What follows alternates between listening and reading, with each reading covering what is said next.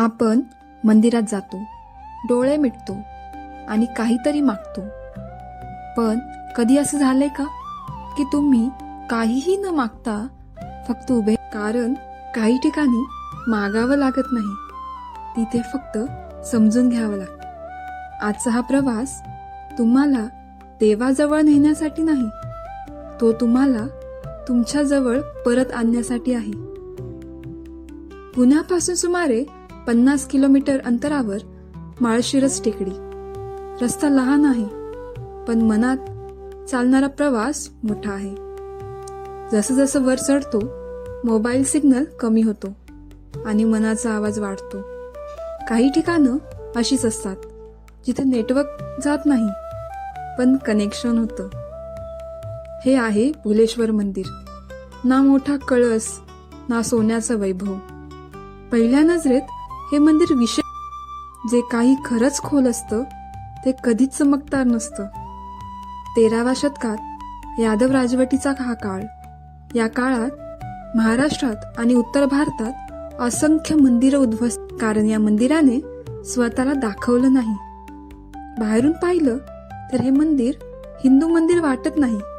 घुमटासारखी रचना, साध्या भिंती, बाहेर कोणतीही देव. हे मंदिर शिकवतं कधी कधी जिवंत राहण्यासाठी स्वतःला लपवावंच लागतं. नंदी मंदिराच्या आत आहे. हा योगायोग नाही.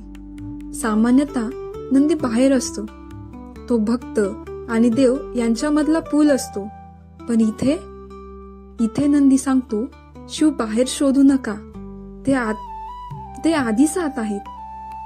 पौराणिक कथानुसार पार्वती देवीने इथे तपस्या केली. ती शक्तीसाठी नव्हे, वरदानासाठी नव्हे, ती स्वतःला समजून घेण्यासाठी इथे थांबली आणि शिव प्रकट झाले भुलेश्वर म्हणून.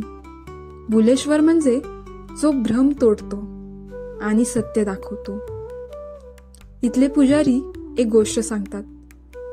काही भक्त इथे येतात, ते काहीच बोलत नाही, पण दर्शनानंतर त्यांच्या चेहऱ्यावर शांतता असते. हा चमत्कार आहे का? कदाचित नाही. कदाचित पहिल्यांदाच ते स्वतःशी प्रामाणिक झाले असतील. वैज्ञानिक दृष्ट्या पाहिलं तर ही टेकडी, हा मोकळा परिसर, जाड दगडी भिंती, या सगळ्यांमुळे इथे नैसर्गिक शांतता तयार होते.